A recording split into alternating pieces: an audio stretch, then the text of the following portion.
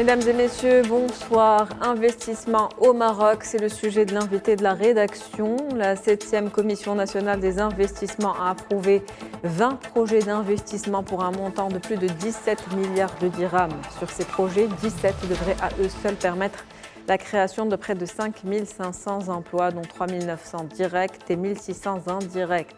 Cette commission, instituée par la nouvelle charte d'investissement, poursuit sa dynamique inédite. Les investissements sont passés de 30 à 150 milliards de dirhams, approuvés en tout cas entre 2023 et 2024. En termes de création d'emplois, même dynamique, on est passé de 11 000 à 70 000 emplois. Investissement au Maroc, quels enjeux? Nous allons en parler ce soir avec Mohamed Abdi. Vous êtes expert en politique publique. C'est un plaisir de vous recevoir aujourd'hui. Bonjour.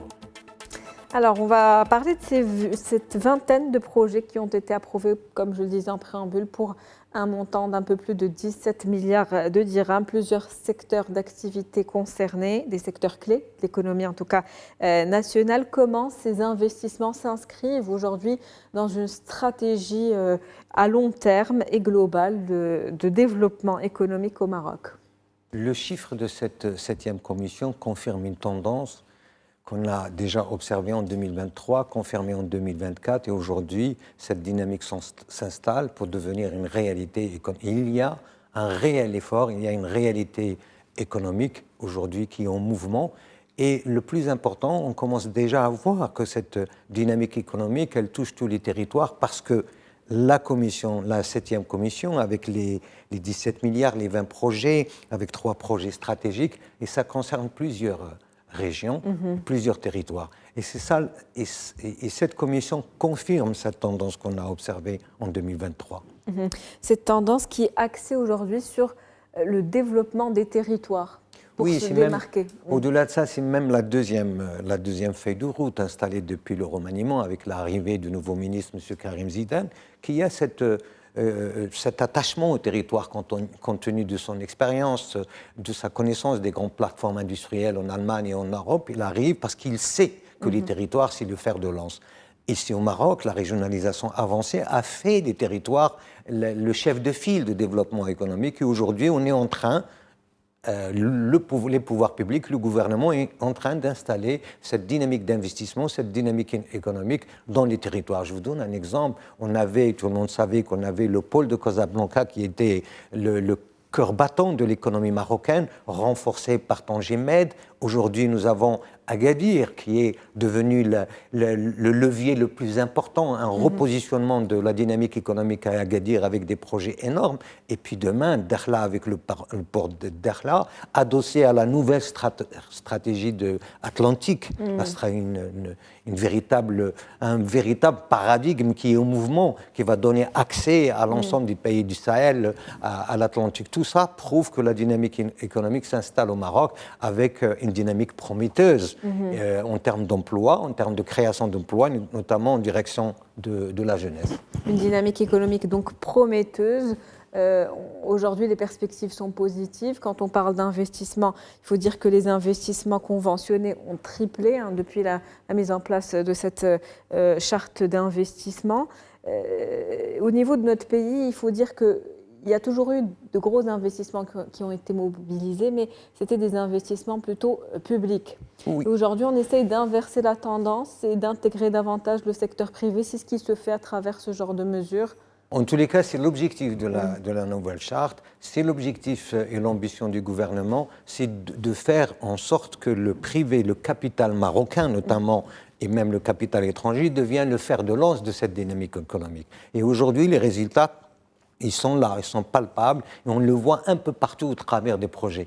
Plus que ça, il y a une diversité aujourd'hui des portefeuilles d'investissement. Plusieurs nationalités viennent s'installer au Maroc, c'est ce qui fait du Maroc aujourd'hui un pays connecteur. Et ce n'est pas moi qui le dis, c'est la presse spécialisée européenne. Le répètent et le disent, au même titre que le Mexique, le Singapour. Le Maroc, aujourd'hui, c'est un pays connecteur parce qu'on trouve plusieurs nationalités, plusieurs entreprises aux côtés des entreprises marocaines qui sont dans des secteurs d'avenir, l'automobile, l'aéronautique, l'agroalimentaire, l'énergie et d'autres encore. aujourd'hui, le Maroc, il a réussi à s'installer, à devenir un véritable pays connecteur. Un véritable pays connecteur, justement, quelle position ça donne aujourd'hui au Maroc en tant que hub international? Oui, d'abord, la loi cadre sur l'investissement, le Maroc et le gouvernement a fait le choix d'une loi cadre pour fixer les axes, lui donner la possibilité de s'adapter, de l'agilité, faire de l'agilité un élément essentiel pour l'efficacité. Parce que le Maroc sait que la commande mondiale, elle est exigeante. Et le Maroc se donne les moyens au quotidien pour s'adapter à ces exigences. Et ce qu'on remarque, c'est que les territoires aujourd'hui, nos régions, les 12 régions marocaines se mobilisent, l'ensemble des acteurs au niveau des régions se mobilisent pour faire des territoires, des pôles de compétences. Lesquels pôles de compétences peuvent demain lier des relations dans le cadre de la coopération internationale décentralisée, des relations, voire des jumelages avec les pôles de compétences en Europe, les pôles de compétences en Asie, et c'est comme ça qu'on va faire face à la tentation protectionniste qu'on voit naître, émerger en Europe sous le concept de contenu local. Justement, on parle donc de plus d'investissement privé, d'investir plus et investir mieux dans des secteurs clés, des secteurs qui soient porteurs. Vous l'avez dit, le Maroc jouit de cette position et joue ce rôle de connecteur dans les différentes régions. Et justement, dans un contexte où ce protectionnisme européen commence à prendre de plus en plus de place. Donc c'est un modèle alternatif qu'on est en train d'établir aujourd'hui? Oui, un modèle plus qu'alternatif, parce que le Maroc, sa position géographique, il est à proximité des grandes chaînes de valeur, et notamment la chaîne de valeur européenne et demain atlantique. Donc il va devenir un passage obligé. C'est pourquoi l'organisation, on le voit, quand le gouvernement insiste pour faire du territoire le fer de lance de développement économique, c'est justement pour apporter une réponse à cette problématique-là. Et comme je l'ai dit tout à l'heure, c'est toute l'ambition de la nouvelle équipe, notamment au MICEP, au ministère de l'Investissement, de la Convergence, de l'Évaluation de politique publique, sous la direction de M. Karim Zidane, qui est ce travail. Actuellement, il se trouve à Agadir. Ils vont continuer à faire la tournée dans tous les territoires, parce que l'ambition, c'est de faire des territoires des pôles d'excellence, de compétences et de même, peut-être même, de spécialisation. L'ambition est grande. Quel est justement l'apport de cette charte d'investissement, particulièrement dans ce contexte marqué par l'implémentation du nouveau modèle de développement? Oui, on le voit bien, parce que quand on fait des investissements, et le gouvernement insiste pour que ce soit des investissements productifs, c'est-à-dire créatrices, génératrices d'emplois, notamment en direction de la jeunesse. Quand j'ai dit la dynamique est prometteuse, les chiffres sont là. Parce que j'ai lu la note hier ou avant-hier publiée du HCP. Pour la première fois, on pointe qu'il y a une amélioration significative de ce qu'on appelle l'emploi rémunéré. Les chiffres de la CNSS le prouvent. Il y a une espèce d'augmentation d'emplois de qualité au Maroc. Et ça, c'est très important parce que ça montre que le Maroc se prépare pour répondre à la commande et à l'exigence de la commande internationale en termes de formation, en termes de stabilité, en termes d'infrastructures, l'amélioration d'infrastructures, et la volonté de s'adapter et de réformer la fiscalité, de réformer, de faire un choc de simplification des procédures administratives. Tout cette dynamique, elle est en mouvement partout, dans tous les secteurs et dans tous les territoires. Et le champ d'application est large. D'ailleurs, cette charte d'investissement prévoit également un dispositif pour les investissements des Marocains, donc les investissements directs des Marocains qui vivent à l'étranger. Une première, quel est l'impact attendu sur la croissance ? C'est une possibilité en plus, c'est une valeur ajoutée, c'est une dynamique qu'on a observée depuis des années, que ça se confirme. Aujourd'hui, la diaspora marocaine est un véritable levier. Aujourd'hui, ça se voit en termes de transferts et demain, ils vont trouver une réponse dans la mobilisation des territoires. Et c'est ça la feuille de route du gouvernement aujourd'hui, travailler au plus près des besoins, au plus près des terrains pour apporter une réponse tout de suite, notamment à la question de l'emploi et l'emploi de la jeunesse. Et pour l'investissement marocain à l'étranger ?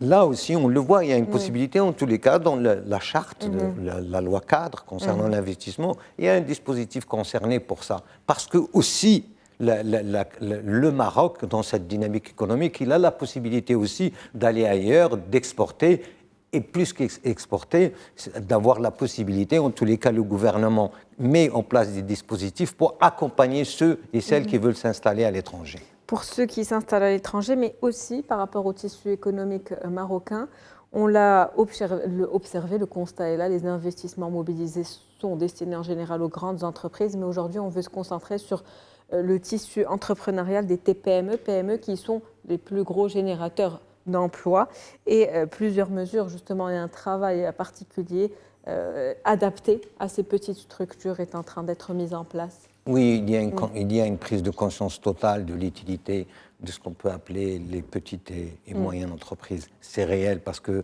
c'est eux qui embauchent, c'est là où on va trouver du vivier de l'emploi aujourd'hui et demain.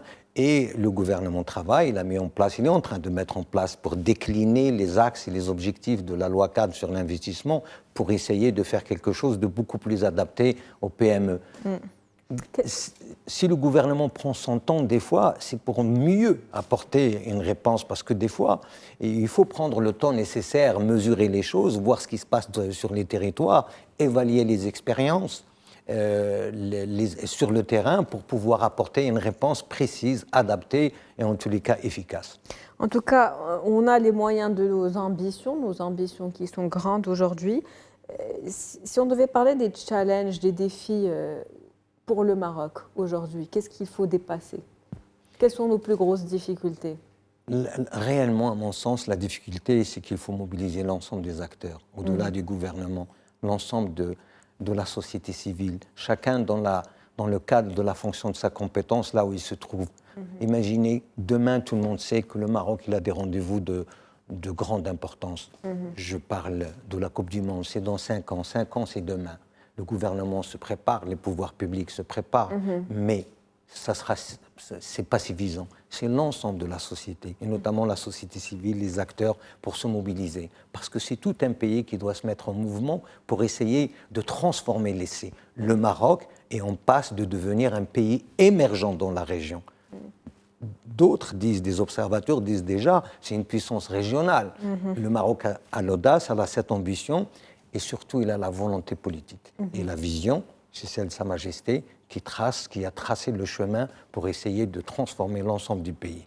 Et le Maroc a fait le choix de ne pas faire un schéma de rupture dans la transformation de son économie. Il s'est appuyé sur sa spécificité, sur l'expérience, sur le savoir-faire des acteurs. Et c'est ça qui est important et qui est en train de donner cette dynamique marocaine. En tout cas, le message est clair, tout un pays aujourd'hui qui doit se mobiliser pour l'avenir du Maroc. Ah oui, moi je pense que c'est essentiel et c'est quelque chose qui doit commencer tout de suite. Nous sommes tous concernés. Le Maroc, il est en train de devenir un pays émergent, un pas en avant énorme. Et dans tous les secteurs, on le voit. Il faut la mobilisation de chacun. Merci à vous, Monsieur Mohamed Abidi. C'est sur ce dernier message que se termine cet entretien avec vous. Je rappelle que vous êtes expert des politiques publiques. C'était un plaisir de vous avoir avec nous ce soir. Merci. C'est la fin d'Invité de la rédaction pour ce soir. Merci pour votre fidélité. On se retrouve demain avec un nouvel invité, nouveau sujet. Très bonne soirée.